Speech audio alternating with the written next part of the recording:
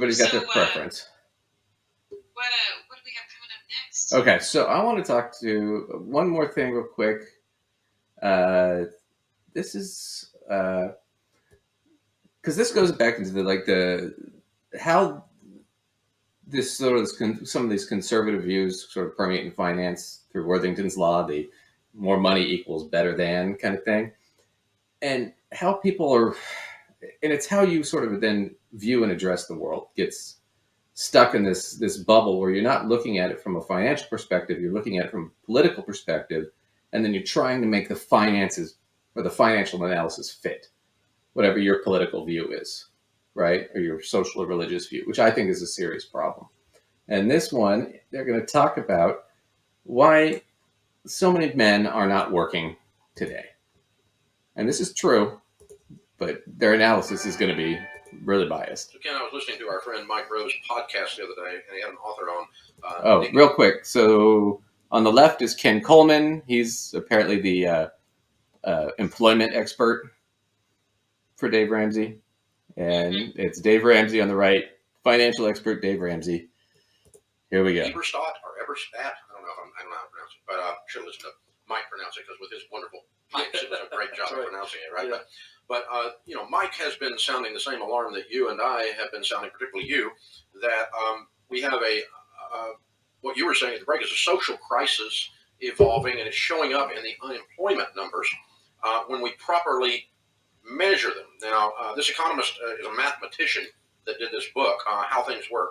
I guess that's Mike's podcast. I don't see the name of his book off the top of my head. Somebody handed it to me the other day at an event. I believe it's Minute Work, if I'm not mistaken. Something along that. But the essence of their discussion. Real quick, if you're taking research advice from an economist or a financial analyst, and you're getting it from a book they wrote as opposed to an academic journal, it's probably bullshit.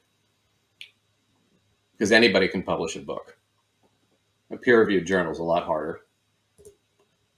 You and I have been having a similar discussion, is this shift in the workplace right now that we've got a large number of jobs available and no one applying for them. There's a shortage of labor for the first time in post-World War II America. We've never seen this in modern America. And the reason there's a shortage is not because the jobs are so plentiful. It's because there are, according to this article from Fox News, quoting Mike Rowe and quoting this economist, there are now 7 million able-bodied males between 25 and 40 years old that are able to work and are not even looking for work.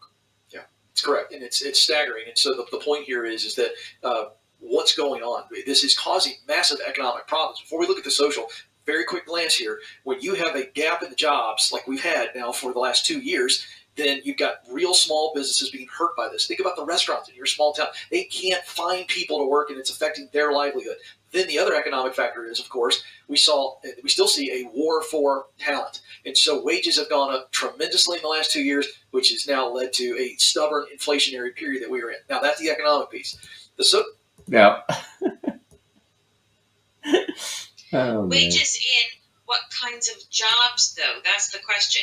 Is it wages across the board in everything? I think not. Well, not in everything, but wages have been increasing fairly rapidly. The problem is that inflation is way higher. The other problem is you're getting out of COVID, and a lot of people are starting to realize, well, gee, I should be working for more. People are unionizing. Look at the rail workers' strike that happened recently, right? They've been cut so much, and they've been living on so little for so long. Wealth increase it's nothing. Worker productivity is through the roof, but wages have been flat forever. Now they're finally starting to climb, but it doesn't mean a whole lot when inflation is so high. The other problem here is the reason why you have 7 million American men that are just not looking for work. A lot of them are just sitting at home, right? Playing video games, watching TV, whatever. It's not because they're lazy or they're stupid.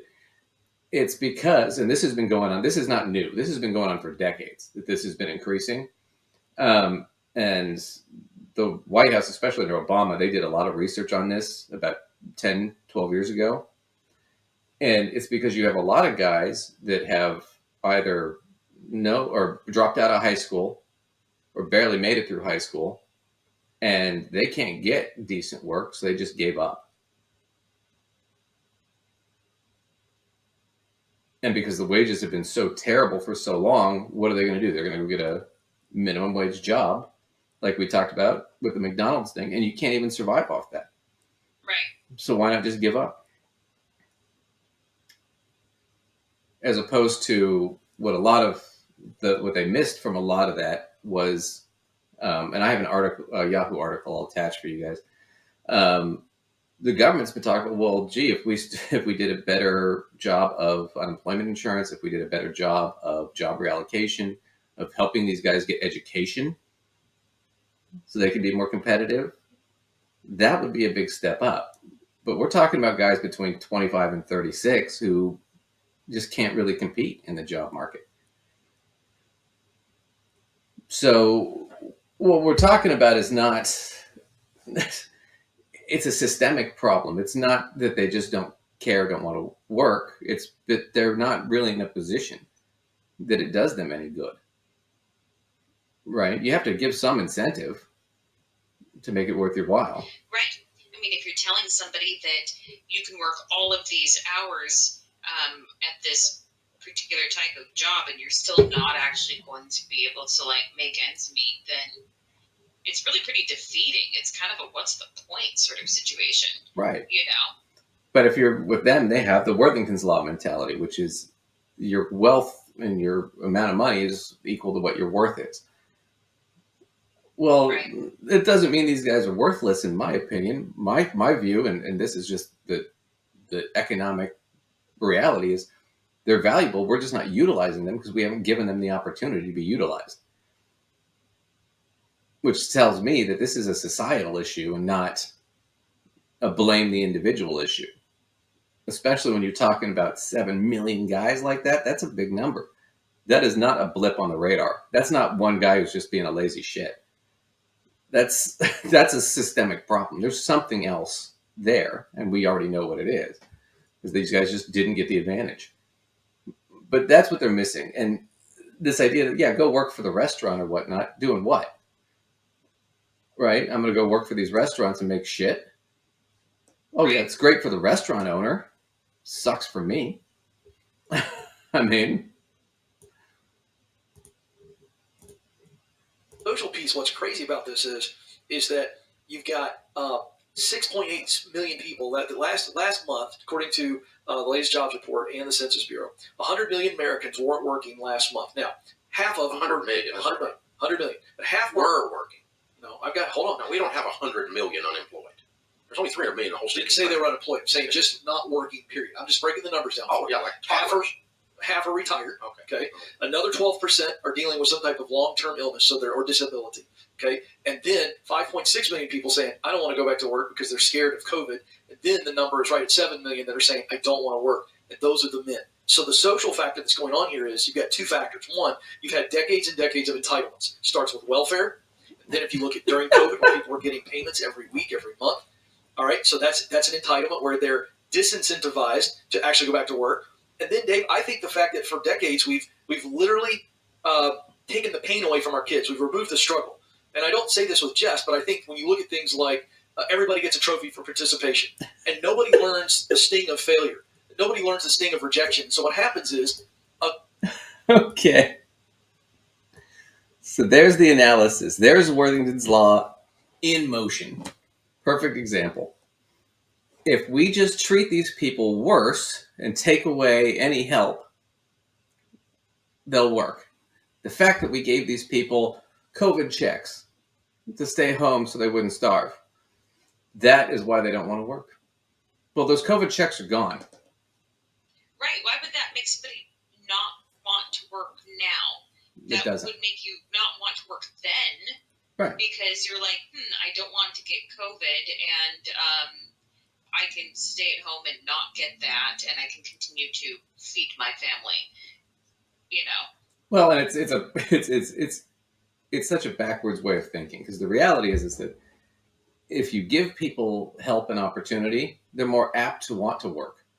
And this has been proven many, many times. There was a great case, a town called Dauphin in Canada, and they did a basic income for all these people that lived in this town for years as an experiment.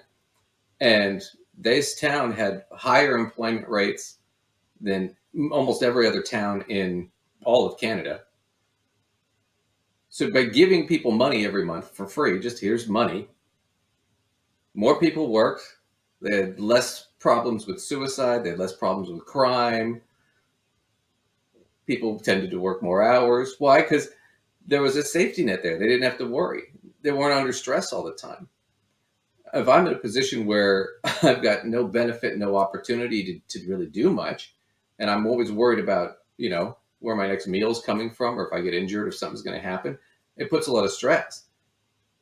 And this whole thing about, well, if we're just too nice to our kids, we give them trophies and we give them free education. We should be more harder to make them more rough, to make them more tough, right? It's like, yeah, I know those kids. And the reality is if you don't have the option of going to college and life sucks and you have to work all the time just to fucking make ends meet and you're 14, I mean, I can see where, hey, I'm going to go out and I'm going to sell crack, or I'm going to sell heroin, or I'm going to sell ecstasy. Because I can go out and in 2 hours, I can make $8,000 selling illegal drugs. Or I could work 40 hours a week scrubbing floors to make what? $200? It's not very enticing. It's a no fucking brainer at that point. Right. But if you give them the opportunity, well, yeah, but you can go to college and do all these other things. And it's like, well, yeah, now selling drugs doesn't seem so attractive. Right. The money might be, but prison time is not. Right? So I might. Right. Well, and if you have alternatives that can make you a decent income, like in an ongoing sort of way, then yeah, there's incentive to go for that as opposed to the floor scrubbing situation. Well, right. Well, even the floor scrubbing situation, if that job paid $20 or $25 an hour, I mean, it'd be a lot more attractive. You could live off that. For sure. That'd be reasonable. But no. We're being too soft. We just cut everybody off. It'll be better. We just have to treat everybody like dirt, and then they'll want to work, and right. That's how that goes. Because I know I work harder when I feel like I'm treated like dirt. Yeah, I know. We Very know. motivating. That's a fact, yeah. Go to business. I wish these days. Go to fucking business school. There is no study in business where they talk about this, where it's, oh yeah, if your employees are pissed off, you're going to get great results. It says no textbook, no business course ever. No study ever done has found that. But apparently they know more than we do. Right. Good amount of the 7 million men, not all of them, are in this conversation that Mike had with this economist, are looking at screens based on the data. They say how much time they spend on screens. They get 2,000 hours a year. 2,000 hours. These 7 million men, 25 to 54, are spending 2,000 hours a year on screens. So self-medicating because they're scared to leave the cave, using your old analogy. It's not a cave, it's mother's basement. Right. But the idea is they're afraid to put themselves out there. And here's what we know about work. So when someone succeeds in work, their self-esteem goes up. 2, they have financial independence or the opportunity for financial. Oh, see, he's so close. So close. So if you work equals financial independence. That's already a premise that literally doesn't make sense, and it's very, very. It assumes so many.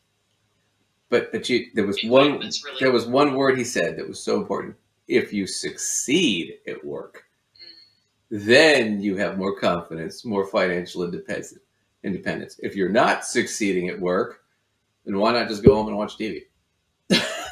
That's what he's missing. He's so close that he just drops the ball.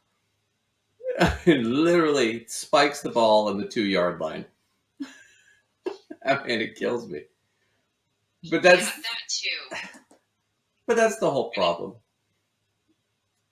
It's also just a ridiculous premise. It just assumes it's just such an entitled idea that right, you succeed at work equals financial independence and all of these other things. Like Well, I mean, that's just not true. well, if you're succeeding, sure, but if you're just at work and work sucks and you're not making that much money and you're not really getting ahead, then yeah, Well, you could be succeeding at a job that just doesn't pay hey, enough, and you doing a very good job at it. true, You and know, yeah, and then what's the point? You're just killing yourself to make somebody else money, right? I love it. You're so close, so close. They tried. They tried really hard. hmm But once again, it's the idea that Worthington's law that your value equals your wealth, and it's like no, that's not the case. Because I'm sure if we got these guys good jobs, they'd probably a lot of them would crush it, right, But sure, you got to put them in a position first to get that, which they're right. not in. So